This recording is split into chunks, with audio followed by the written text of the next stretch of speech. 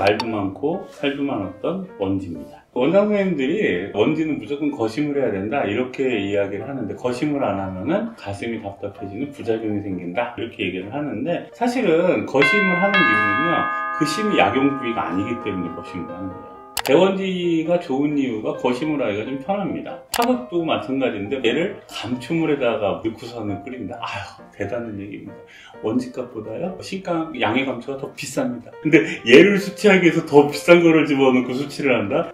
업자 마인드로선 절대 있을 수 없는 일이에요. 그건 절대 있을 수 없는 일입니다. 물에다 담궈가지고 좀 부풀립니다. 조금 이제 흐물떡흐물떡해져요. 근데 심은 딱딱해가지고 흐물떡흐물떡하지가 않습니다. 근데 뭐가 문제냐, 그렇게 해서 젖은 상태에서 이게 뺐어요. 얘를 그냥 말리는 거예요. 생각을 해보세요. 물이 안에 이미 다 들어갔잖아요. 물이 안에 이미 다 들어갔기 때문에 거기에서 말리면 거기서 곰팡이가 핍니다. 정확하게 목에 곰팡이가 핍니다. 귀비탕을 먹고 토하고 설사한다 라고 하면, 귀비탕이 그럴 약이 아니에요. 그럴 약이 아닌데 토하고 설사하고 배가 아프다라고 하면은 원지를 약통을 열어보셔야 돼요.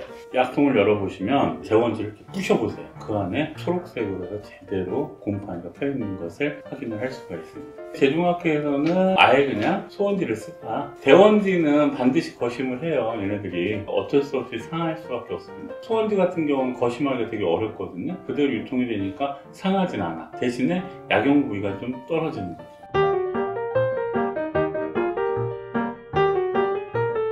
중국 가가지고 나눔제약이라 그냥 짱구로 불린 거예요. 일반적으로 대원지 썰어서 오면 대원지라는 걸 보여줘야 되니까 길게 썰을 수밖에 없어요. 길게 썰게 되면 아무래도 이 사이 공간이 캐비티가 계속 나오기 때문에 약이 상할 가능성이 훨씬 더 높아집니다. 그래서 어떻게 했냐면, 대원지를 거심을 하지 말고 잘게 썰자. 잘게 썰다 보면 흔들리잖아요. 흔들리면은 심이 지절로 빠질 거 아니냐. 그 방법을 한번 이용을 해보자 라고 해서 그렇게 해서 작업을 했습니다. 작업을 하고 바로 들어올 줄 알았는데 바로 코로나가 터졌습니다. 3달 만에 들어와야 될 원지가 한 6개월 있다가 들어온 일이 발생이 됐어요. 지금 제중학회에서 사용하는 대원지는 심이 있어요. 지금은 품목을 관리를 할 수가 없어요. 산조인 같은 경우도 우리가 초한 산조인을 안 사는 이유가, 면산조인하고 산둥성 산조인하고 구분을 할 때예요. 추출을 해버리면 구분이 안 가요. 색깔이 비슷해져요. 저희는 면산조인은 안 섞습니다. 거짓말이에요. 면산조인을 안 섞으면은요, 그 수입을 할 수가 없어요. 중국에서 섞이기 때문에 수입을 할 수가 없고, 다만 5대5로 섞이느냐 8대2로 섞이느냐인데, 8이 뭐냐면 면이 8이에요. 원산조인이 2로 섞이느냐 아니면 5대5로 섞이느냐 그건데, 5대5로 섞이면은 진짜 좋은 산조인입니다. 원산조인하고 면산조인하고 다 구분을 한다? 저도 어렵습니다. 특히 초에 갖고 오면은 하나도 구분을 못하겠어요. 가능하면 절대 초하지 말고, 더 중요한 거는 뭐냐면 하품매 산조인은 깨져 있어요. 저번에 산조인 사진 딱 나온 거 보니까 깨진 게 막 보이는 거예요. 그건 하품이에요. 아무리 원산조인이어도 깨지면은 하품입니다. 안 깨진 걸로 해서 들어와야 되는데 깨져서 이렇게 들어온 거죠. 원지는 굳이 거심한 거 안 쓰셔도 됩니다. 거심한 거 잘못 썼다가 겨울에는 별로 일이 안 터지는데 꼭 7, 8월달 습할 때 일이 많이 터집니다. 그것 좀 조심 좀 해주시고요. 기가 온화다, 경계를 쫓아낸다 라고 얘기를 하는데, 이제 원지하고 석창포가 세트예요. 석창포는 태양지기를 가지고 있어서 매운맛을 가지고 있어서 확 품어요. 원지 같은 경우는 안으로 이렇게 해서 달래는 그런 작용을 가지고 있습니다.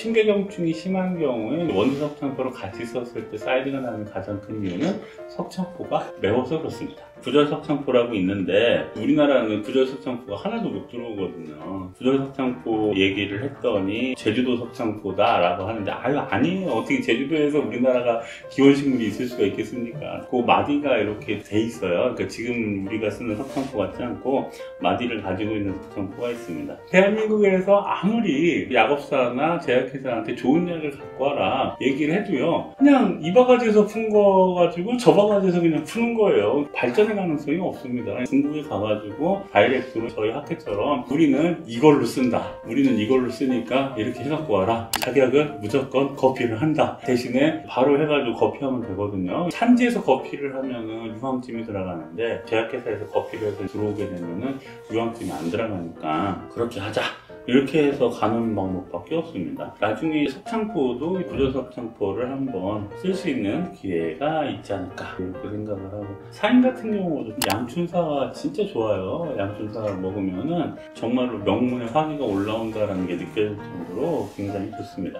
안심작용이 있고 진심한다. 석창포는 바깥으로 풀어내는 작용을 해주는데 원지는 이 안에서 이렇게 달래서 진정시켜주는 그런 작용을 합니다. 총명한 것을 더하게 한다. 귀비근자탕이 제일 많이 들어가는 약이죠.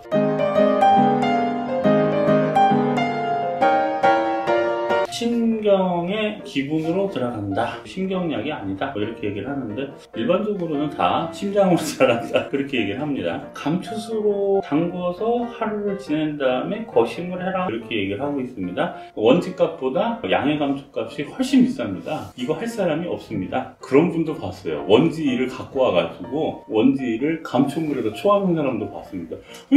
그런 거 아니에요. 이미 그렇게 해서 끝난 건데 감초 수침을 안 했다. 이렇게 얘기를 하면 의미가 없는 일입니다. 다 그냥 물에다 담궈요. 물에다 담궜다가 불려가지고 이렇게 빼내는 작업을 합니다. 선수들이니까 할머니들을 믿으세요. 폭건을 하는데 폭건을 하는 게 굉장히 중요합니다. 왜 그렇게 했어요? 시간이 오래오래 경과할수록 곰팡이의 필 확률이 굉장히 높아집니다. 근데 이치적으로 이렇게 해서 뺐기 때문에 햇빛이 안 들어가요. 귀가 웨이도가 자꾸 염증이 생기면 잘 안 낫는 이유가 다른 건 이렇게 밀어서 이렇게 햇빛에 닿으면은 햇빛을 이제 소독이 되는데 귀는 이게 안 되잖아요. 그러니까 웨이도염 걸리는 사람들이 자꾸 걸리는 거죠. 외하는 것들, 진주, 여록 이런 것들을 외한다 얘기를 하고요. 묘는 이름을 알대로 소초다라고 합니다. 기본적으로 소초 처방이 나와 있으면은요 그냥 원지로 이렇게 하시면 돼요. 다만 저번에 얘기했던 쇠향하고 육종용 그거는 확실히 다르게 이렇게 사용을 하는데 원지 소초는 그냥 같이 쓰시면 됩니다. 왜 그렇게 했어요? 소초가 유통이 안 되기 때문입니다. 익정을 한다, 몽설 이런 것들을 갖다가 그치게 한다 라고 되어 있습니다.